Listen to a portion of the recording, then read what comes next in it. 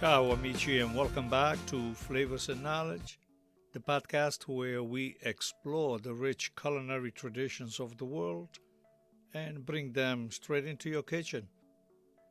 I'm your host, Chef Walter, and today we're taking a delicious trip to Spain right from the comfort of our own home kitchen. Spanish cuisine is a celebration of fresh ingredients, bold flavors, and time-honored traditions. It's simple, rustic, and deeply satisfying.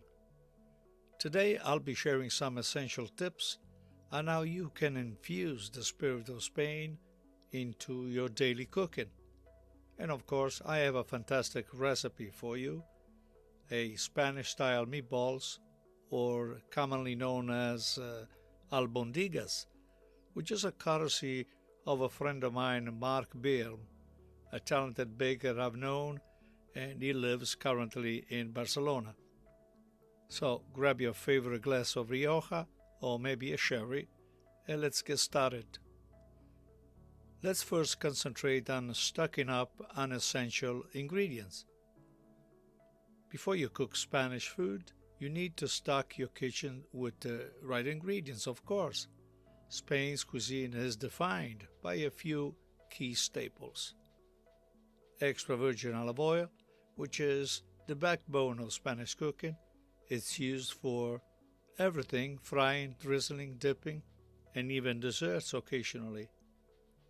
Then we have the pimentón, or the Spanish paprika. This spice comes in sweet, smoky, and spicy varieties and adds a depth to dishes like paella and patatas bravas. Of course, you cannot talk about Spain without mentioning saffron, the heart of paella. A little bit goes a long way, but it's essential for that signature golden hue and the floral aroma that it imparts. Of course, seafood. Spain's coastal regions rely heavily on fresh fish and shellfish. And even if you are landlocked, sourcing good quality seafood can transport you to a seaside chiringuito. Next, the Spanish cheeses. Manchego, Mahon, Tetilla, and many more. Each region has its own specialties, perfect for tapas or a cheese board. Chorizo, the cured sausage that brings a smoky, spicy kick to stews, soups, and rice dishes. Garlic and onion, the foundation of Spanish cuisine. You'll find them in almost every dish, and it's commonly known as sofrito. Then we have sherry vinegar. A splash of this brightens sauces, marinades, and even the classic gazpacho. These are some of the ingredients on hand that you have to have in a kitchen, and if you do have them already with you in your kitchen, you are ready to cook at least some dishes with a Spanish influence. Now let's talk about mastering some iconic Spanish dishes. Let's begin with paella. This is Spain's signature rice dish, cooked to perfection in a wide, shallow pan.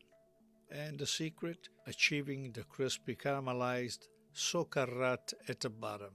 And that is the crusty portion of the rice that really gets stuck to the bottom of the paella pan and imparts an incredible flavor. Then we have the tortilla española, a simple yet delicious omelet made with potatoes and onions, cooked slowly for a silky texture. We have, of course, the gazpacho we talked about already, a refreshing cold soup made with the ripe tomatoes, cucumbers, peppers, and day-old bread. So it is a dish that I don't suggest unless you do have some wonderful tomatoes at hand. Next, we go to patatas bravas, crispy fried potatoes served over a spicy tomato sauce and a garlicky aioli. Then the fabulous croquetas, creamy breaded fritters filled with ham, chicken, or mushrooms. These little bites are really addictive. Of course, you can use even vegetables, and if you're a vegetarian, or you can, of course, choose even a variety of pureed legumes like chickpeas and lentils. Then we have a pan con tomate, which is a snack, toasted bread rubbed with garlic and ripe tomatoes, drizzled with extra virgin Spanish olive oil. It's very simple and satisfying.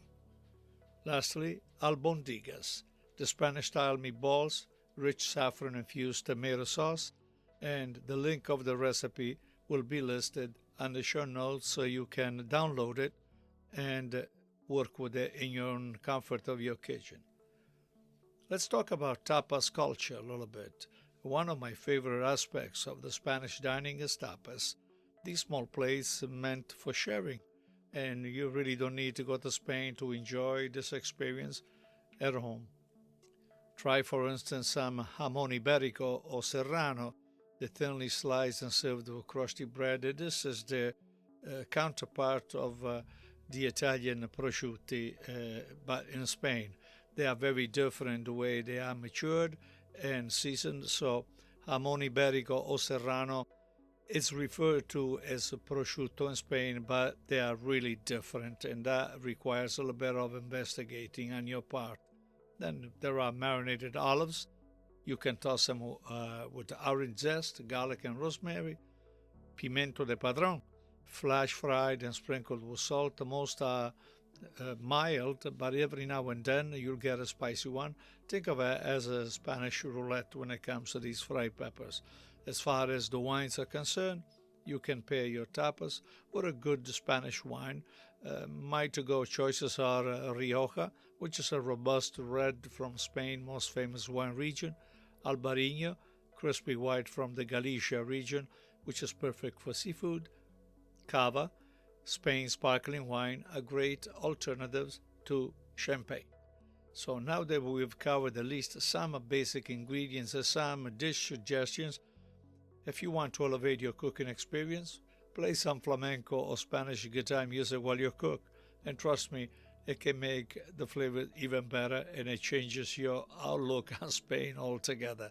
So as I said, the albondigas recipe will be featured on the show notes. It's very simple to make. They are meatballs type, and they are served to the flavors are encased on the inside, and then it's simmered in saffron white wine sauce. And as I said, they're not complicated to do at all. My final thoughts: if you cook in Spanish isn't just about the ingredients, it's about embracing a way of life. It's about sharing meals, celebrating flavors, and enjoying the company of good friends and family. And if you want to take your love for Spanish cuisine to the next level, why not join me on one of my culinary and wine tours to Spain? We explore authentic food, meet passionate artisans, and of course eat and drink like locals. That is all for today, dear friends. If you enjoyed this episode, don't forget to subscribe to Flavors and Knowledge and share with your fellow food lovers. As always, eat well and stay curious. Ciao, ciao.